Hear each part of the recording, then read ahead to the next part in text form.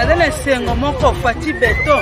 Ndamba pambola yo sala musolo kende likoso.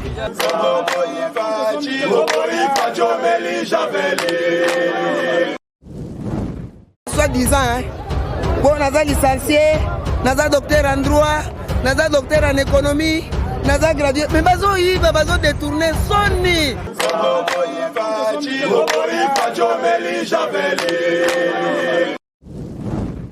Makala o combien de présidents balekani abayebi yango te ye penda économie na système mboka to comme bata ville lelo en tout cas nzamba batela ye asala ko kugana mai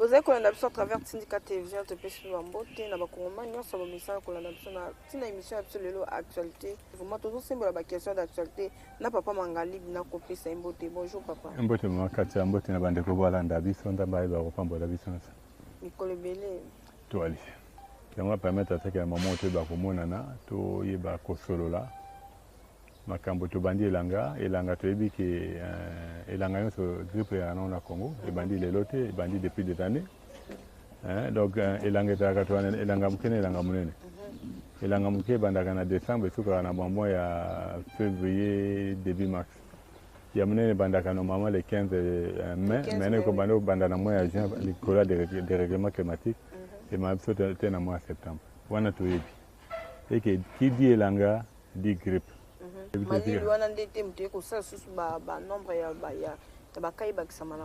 Bon, ce qui est bien, c'est quoi tu sais, dans la Congolais, tu as l'Anjambe. Ce n'est pas pour rien. Parce que le lot, on a que tant qu'on y a ce tournage, tout ça dans l'anga.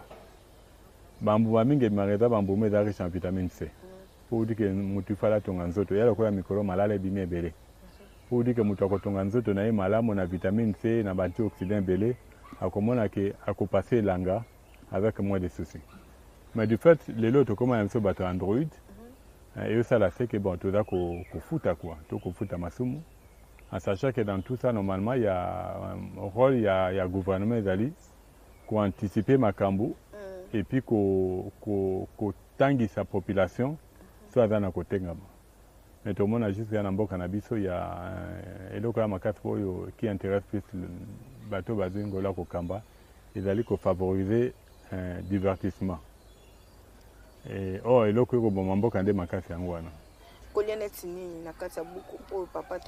Bon, surtout na kati ya book na ye na sepera ju na mona ki yango na mona ki na sepera ke mingi. Eza biloko to mesana ko loba tango nyonso. Muteba kolia ai mingi. Aiba kolia matungulu mingi. Aiba kolia tangawisi mingi. Donc muteba kolia propre. Kolia propre eza kolia quantité de thème ya kolia qualité. Et kolia qualité, il n'y a même pas question de prix. Parce que les loyo eloko lokola matungulu mutuno sakolo nango. Tangawisi mutuno sakolo nango. Kikirma mutuno sakolo nango. Kikirma to ebi ba ermo to mona bande ko basi ba tsaka on a ba ko tsango na elongi de za bien pour la peau. Et ça bien netinga na sala qui est discal. Et ali mélange à kikirma na poivre noir et on te sala c'est parce que ça na et comme anti-inflammatoire très puissant. Et du fait il y a coller on peut régulièrement ça m'a cassé que les lots na côté ma pendant plus de 3 heures na kolembate. Voilà. Bon, miel et dali, bon, miel il y a plusieurs versions, en sachant que miel n'a pas miel autobéi, miel en boca, miel sauvage. Pour miel, nous sommes en sucre. Pour miel, la modèle est belé, bande qu'on a fait à chinois, bande qu'on a fait à chinois, ça la miel là-bas. Pour dire que les nzoïtés, bah, quand on a laboratoire, bah, c'est le miel, peut sauter là, on lobby miel. Tout le monde est dernièrement même en Arabie Saoudite, bah, quand il doit ça la miel à partir à huile de vidange. Pour dire que les loyaux, avec ce que le Congo a, par rapport à la faune, la flore, surtout par rapport à la flore, après que ça, de la parmi les grands producteurs, il y a miel dans Mokili. Mais du fait que les lots, je me disais qu'avec le nouveau gouvernement, les stratégies allaient changer. Mais je me suis rendu compte que c'est comme si on va encore plus s'enfoncer par rapport à Bateau Bakendaki. Oh, ils ont dit que Baba gladiateur, Baba Tamakas. Moutamakas, comme une amboka, va faire état des lieux. En sachant que dans Mokili, on parle de coronavirus.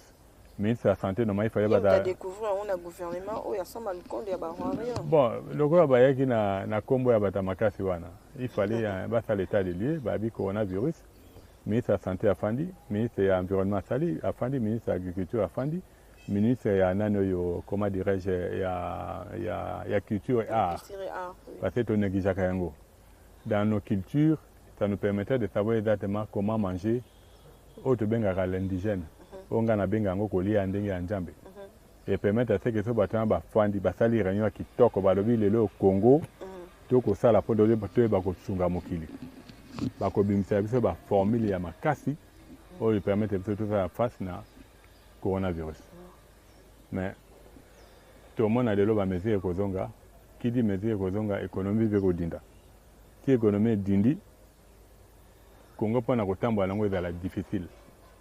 Tout le monde a lelo manque de stratégie na bango et que ça c'est que mon konzambo kazalo bichad malibanda qui nous senga mbongo na libanda.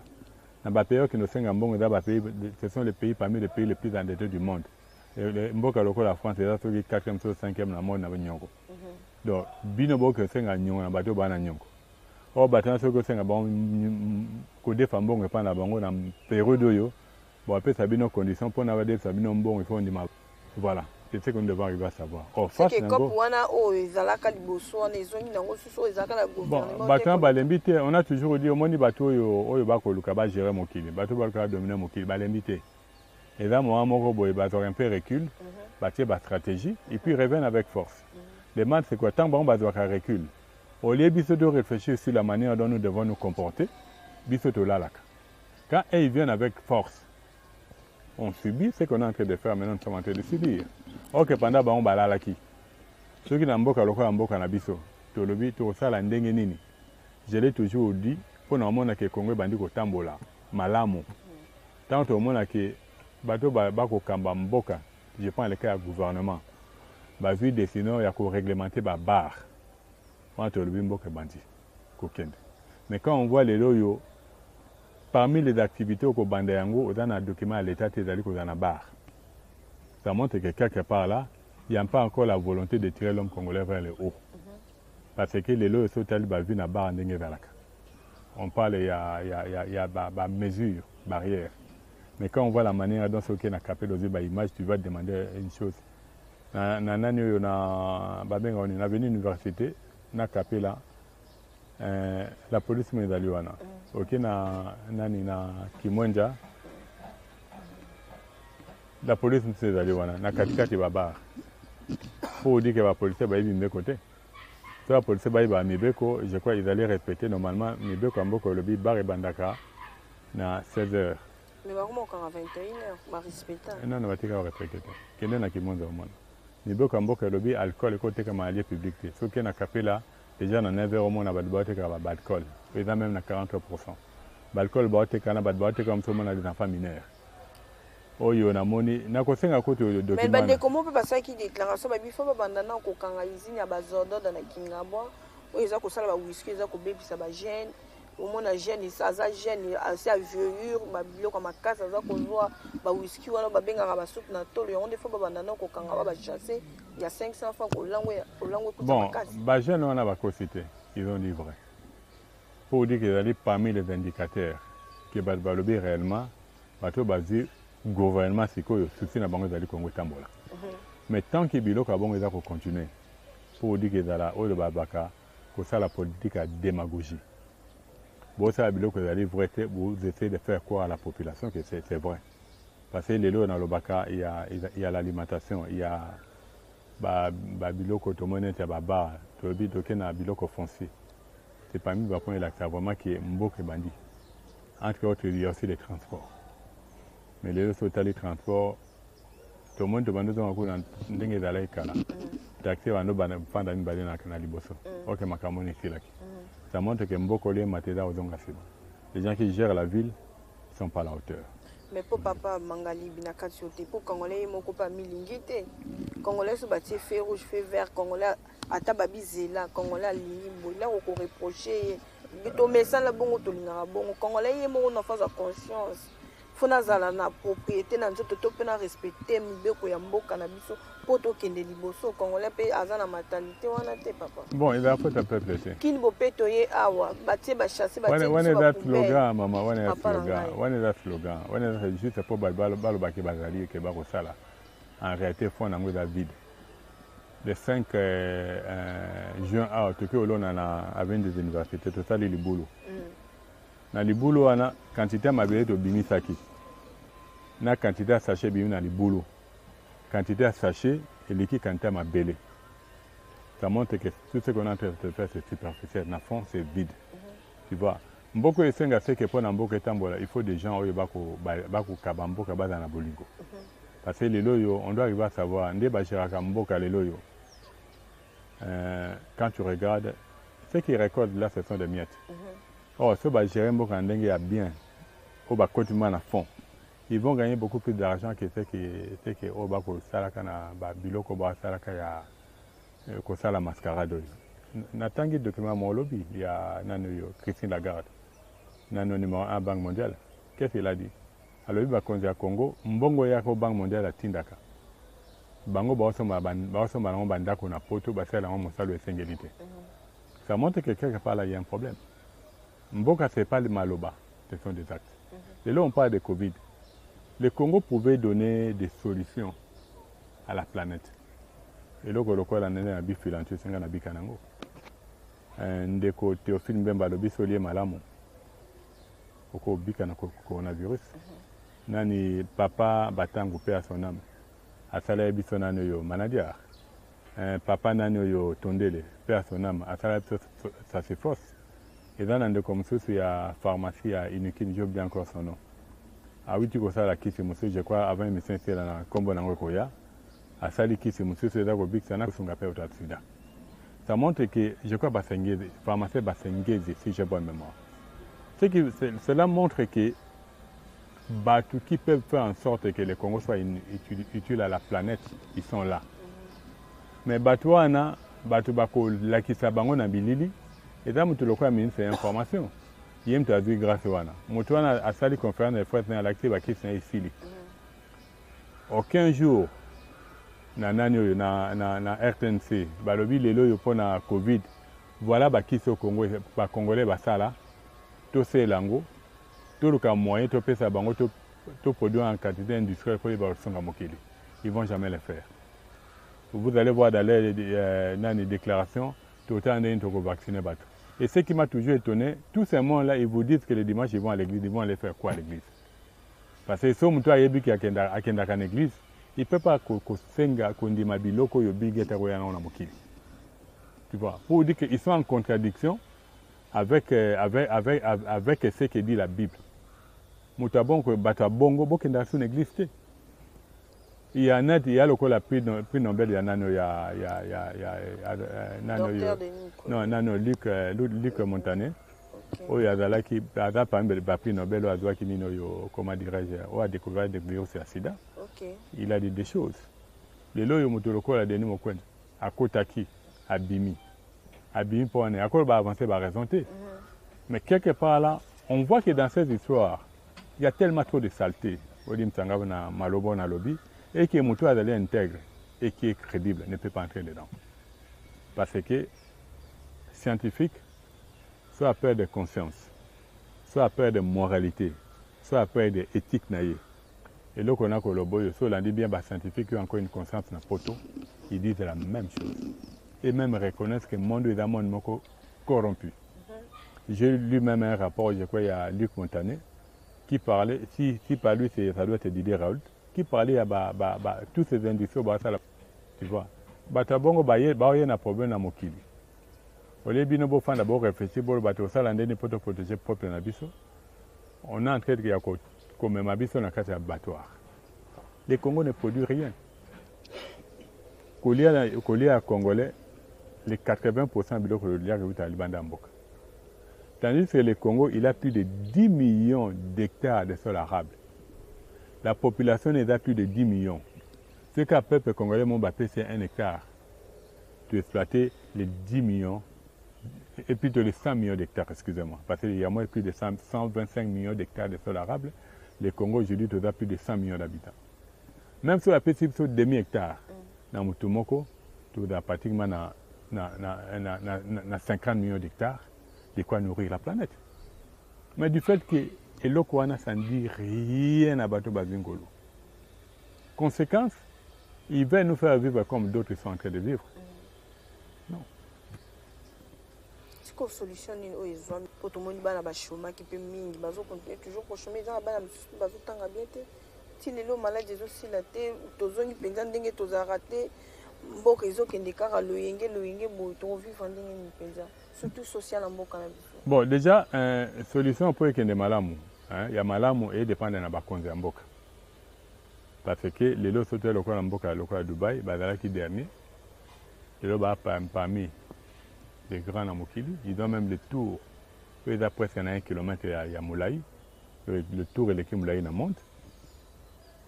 Quand il y a la volonté sur les gens qui vous gouvernent, les gens qui vous gèrent, les choses peuvent changer. Mais jusque-là, nous allons voir avec tout ce que nous avons comme potentialité. Quand on va en aval, on ne fait rien avec. Par exemple, nous avons un volcan qui est à Goma. Nous sommes d'accord avec nos frères de Goma. Au Rwanda, exploitera déjà gaz dans le lac. Si on évacuer na Goma parce qu'il y avait risque gaz de la dégâts de ça en Cameroun. Mais le Congo qui a beaucoup plus de moyens que le Rwanda n'exploite pas. Il y a un problème. Tu vois.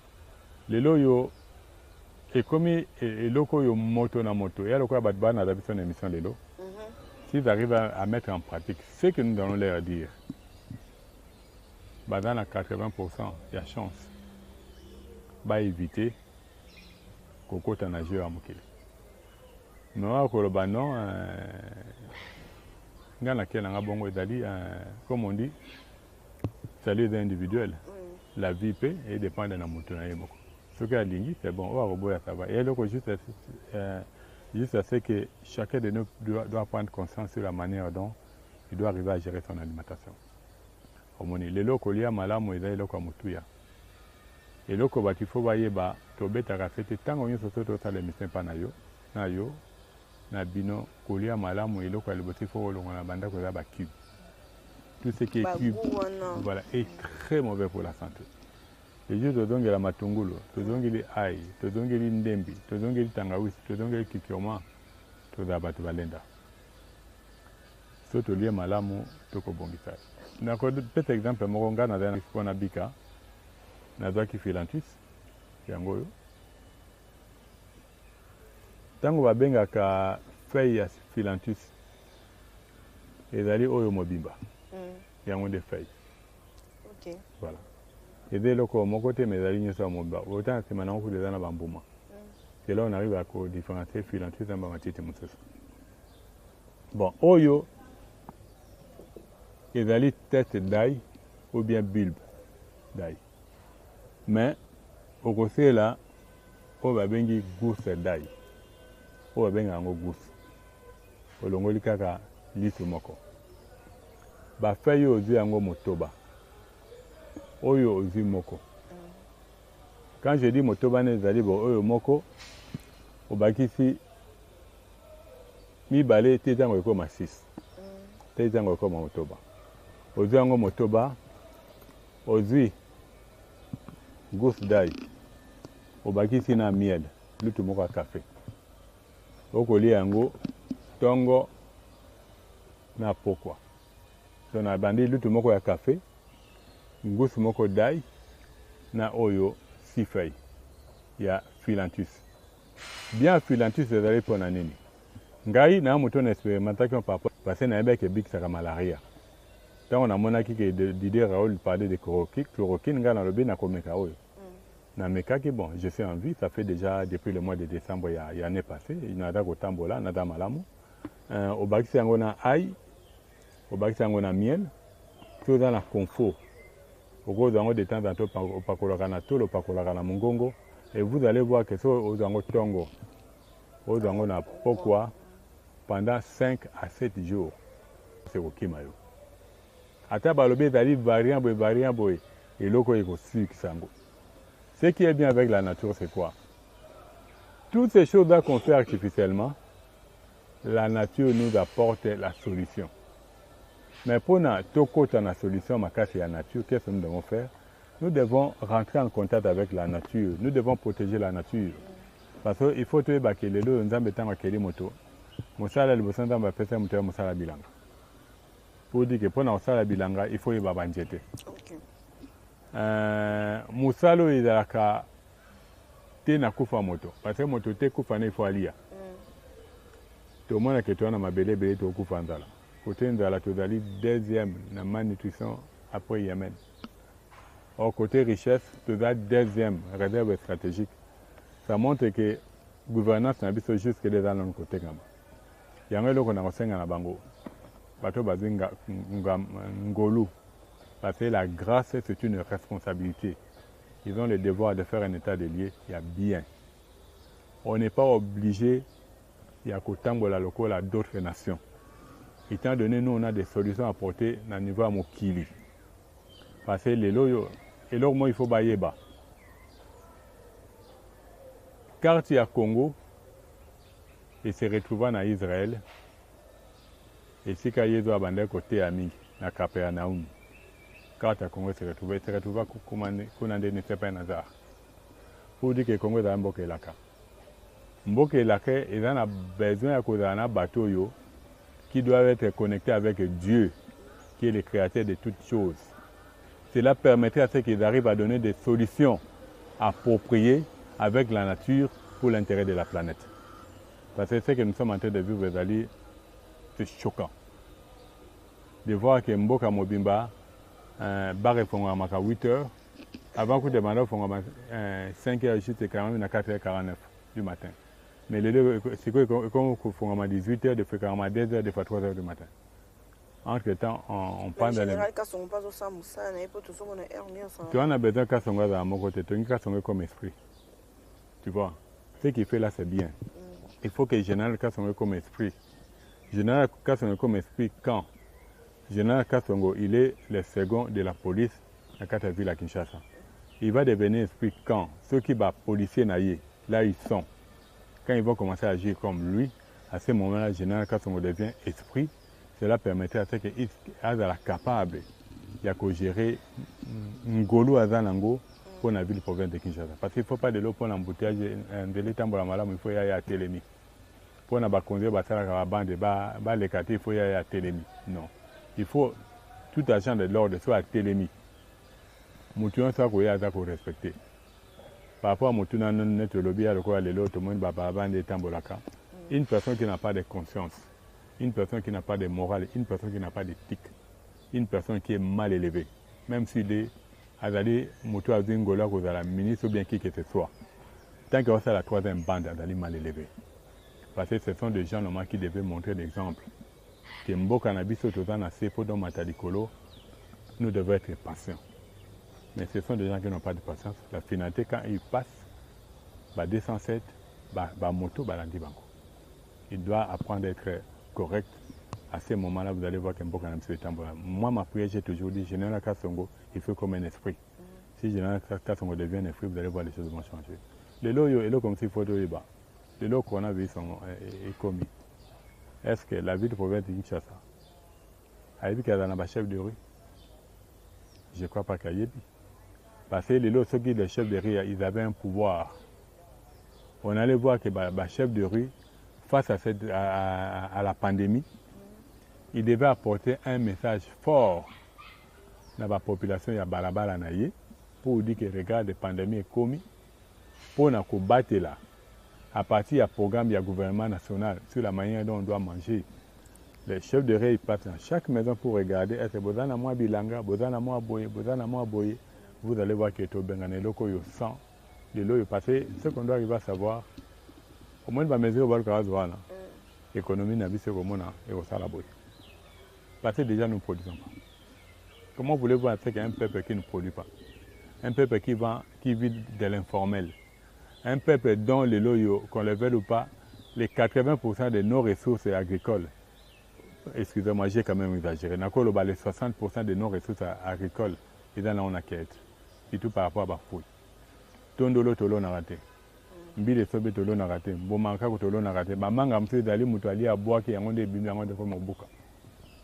On est encore dans ce stade là et vous allez prendre des mesures qui vont faire en sorte qu'on arrive à quoi s'enfoncer, sachant que période de côté et tout côté période ilanga période ilanga da période bat batara bilanga ndunda babeta kama kasi passer pour deux comme à passe. Mais les lots bino bozi mesure abo ibatandu na moyemba sala ndu na mana moyeza lati les lots France yo bako o esikato ke no bunda na pona wasenga mbongo production agricole na bango qui est de plus de 40%. Les coloca à Covid. Mais nous qui ne travaillons presque pas, vous allez en dégainer.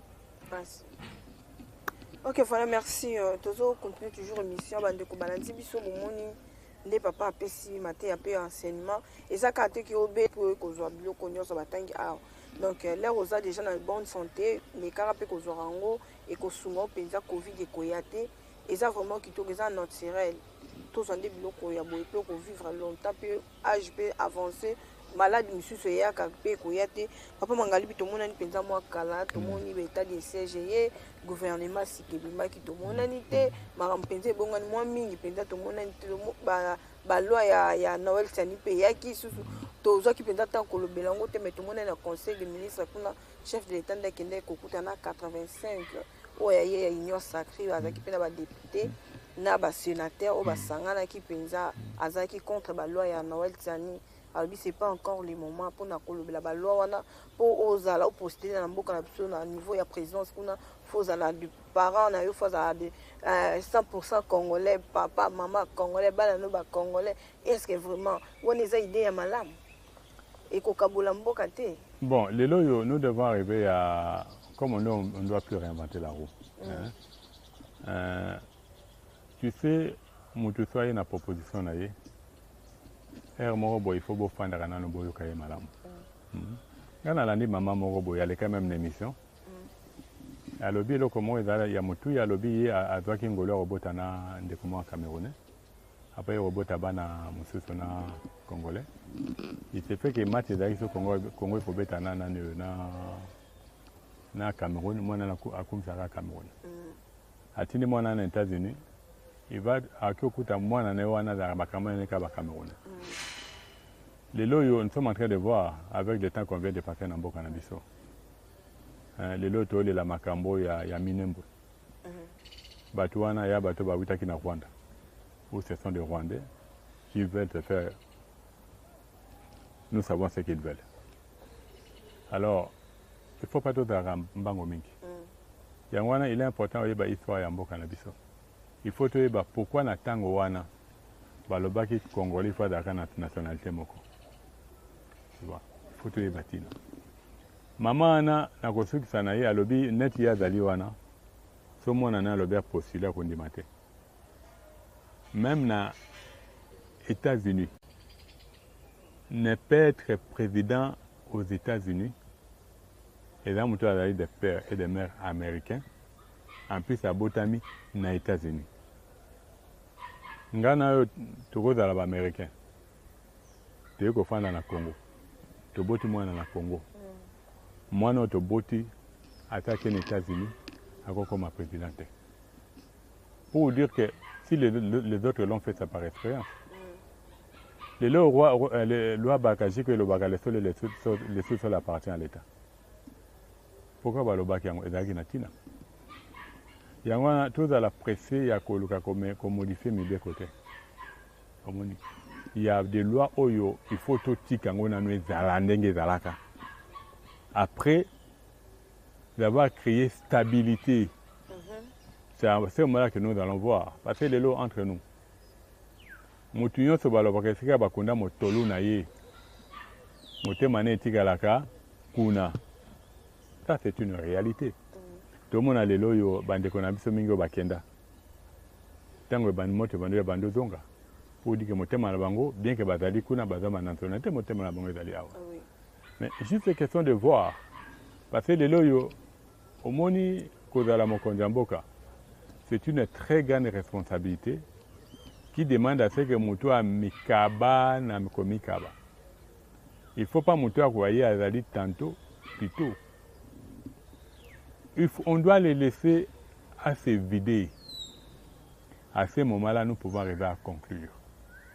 Tu vois, je vais bien, le président Félix, il a eu la grâce. À un moment, comme il m'a dit, je connais les Angolais. Mais papa n'est pas maman, ce sont des Congolais. Papa, maman, ce sont des Congolais. Là, je ne vois pas de problème. Pour dire que les locaux, on dit 100% Congolais, il faut appeler bateau à Botame dans ma belé, il y a Congo. Ça, on doit ajouter. C'est juste pour nous dire que mon Congo, Congo a tellement de responsabilités à mener au niveau de la planète. Et que nous ne devons pas connaître à faire des choses que nous sommes en train de faire. Ce que moi, les lots, même par rapport si nous parlons de ça, pour que la population ou les dirigeants arrivent à savoir que le Congo a un devoir vis-à-vis de Dieu, les Congolais, pas les Congos, on doit parler des Congolais, parce que le Congo, le pays n'a pas de problème, c'est l'homme congolais. Même tant que l'hymne national, le debout congolais, non, il faut tout changer. On doit commencer à dire maintenant marchons congolais. Parce que depuis tout ça, debout, le pays n'avance pas. Il faut plutôt que nous bâtirons un pays plus beau qu'avant. Non, tu sais, il y a bilo comme s'il faut tout changer pour nous permettre à ce que tout soit là et sika par rapport à un beau cannabis. Mais pour nous dire que tout à la préféter.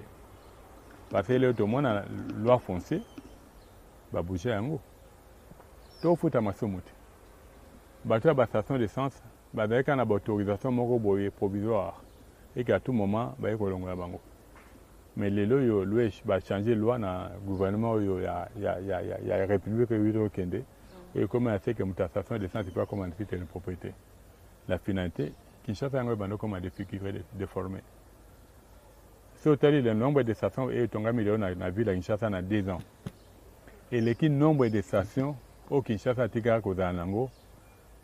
on a vu à Kinshasa pendant 59 ans. Tout ça pourquoi?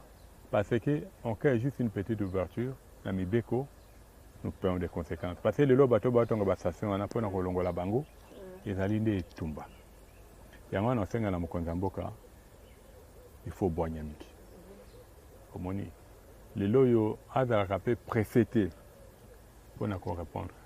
Il doit avoir suffisamment de temps. Et puis, Azala entouré, Nandenge Komama na livre ya Esther, je crois Esther 1:13. Na bateau ba na bonya. Na bateau ba yebi kotanga temps. Cela permettra à ce que le pouvoir na ye et ba kozala stable.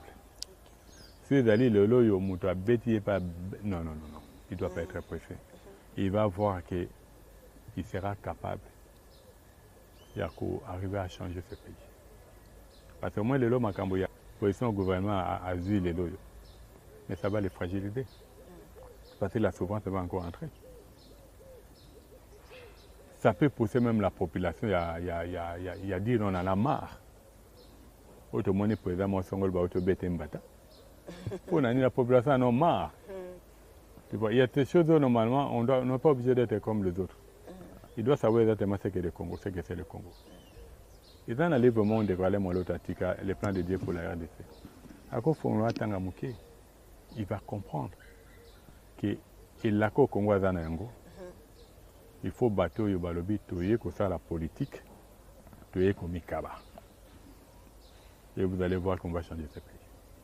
Ok, merci Papa Mangalibi. Mon a su kezali tout mon état de siège yaki na nord qui vous paie kuna na Ituri chef de l'état imoko azoki likanisi ya kotia place wana bakonzamboka na biso mais bandeko bazokufa se kokufa toti komona pe susu kuna pe volcan ndenge tombokaki na Nyiragongo kuna na toyebi te eza avantage ya bakongolais to pe eza badesavantage nyonso wana kaka.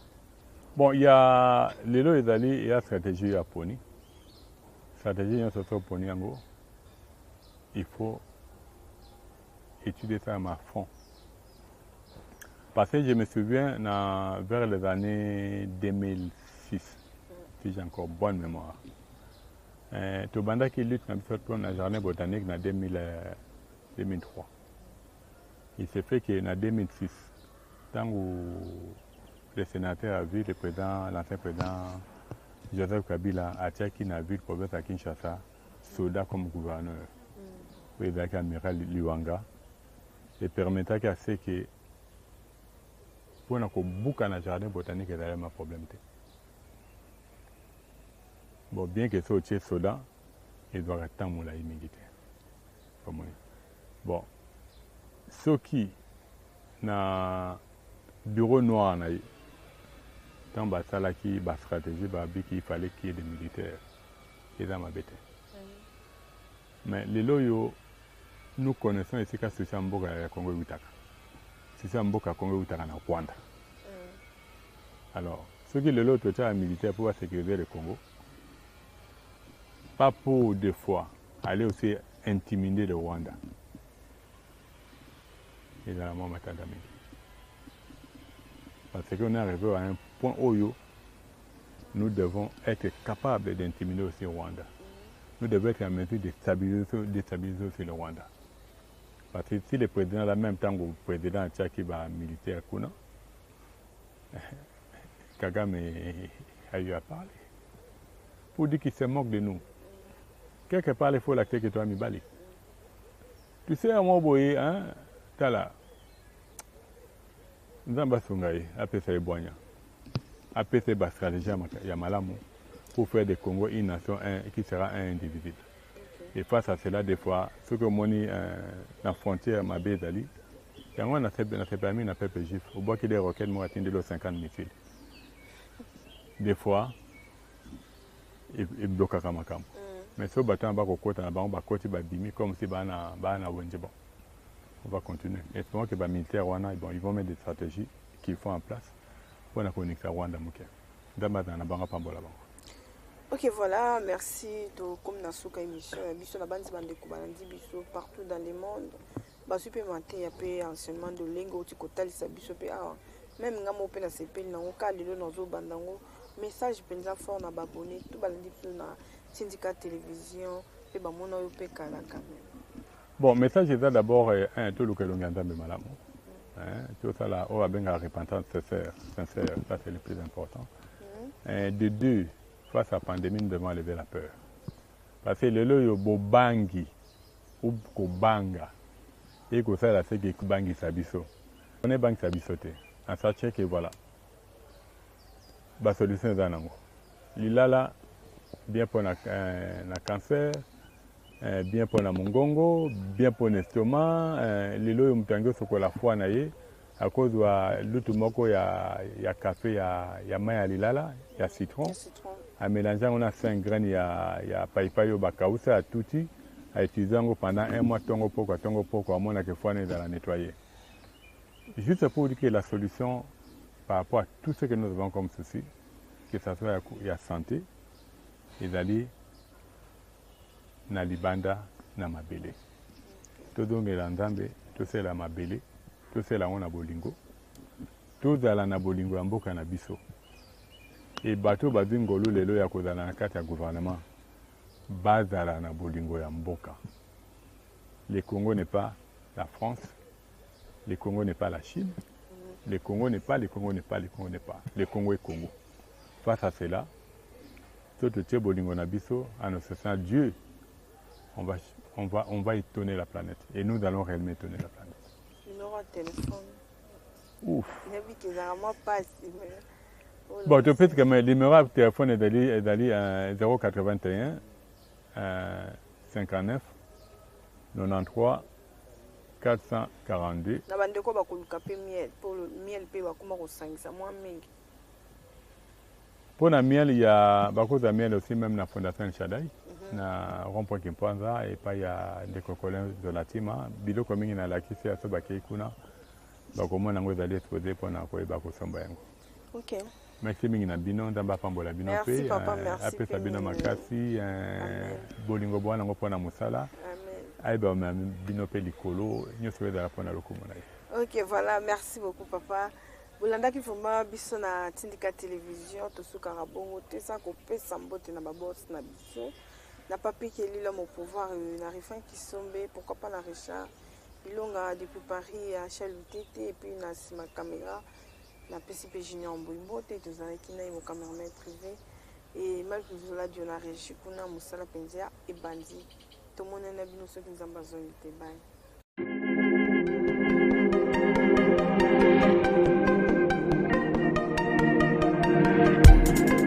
Après 25 ans d'expérience, eh oui, de 1995 jusqu'à ce jour, Eden Store, l'unique shop congolais de Londres, na Grande-Bretagne, il est Londres, et ça la fierté à la communauté nabiso, et surtout, il y a un homme d'affaires congolais sérieux dans la diaspora. Oh yes. C'est créé Eden Store et Zali Kakamoko, le sérieux, à quel na service qui toque na ba client naïe. Avec ma produit naïe, où il y a première classe, il y a qualité supérieure. Oh, il y a ma bombe à Eden Store. Oh yes, mon climat bimbe yeba. Ma maman à Londres va confirmer. Eden Store, c'est le berceau des produits cosmétiques. Yasolon, produits originaux. Et yes, les alipes perso et produits alimentaires, naturels et organiques. Au travers de nos produits cosmétiques, Eden Store détient le secret ya solo. Où ya poso ya maman moi c'est qui toko. Poso ya moi so penza basali kolula. Poso ya moi so mobala kotala ya lembate. Poso so ko tamboli masanga sima. Eh oui, yango ne ba produits zo tekama na kati Eden Store. Na ba produits alimentaires. Où ya Eden Store, yango de secret ya cuisine ya maman congolaise. Eh oui, nyonso ko se pensa mobali na yo ezali. Pondu, matembele, ngai, ndole, fumbwa, ndunda, bilembwe, oyo nyonso penza, oyo kobonga pona cuisine na ezali. Oh yes. Olingi mobali na yo asepela na yo libela na libela. Olingi mobali na yo atalaka yo lokola mwasi azali kolula sika. Oh yes, olingi mobali na asisa biloko nyonso tielaka ye na mesa. Secret zali kaka moko. Eden Store.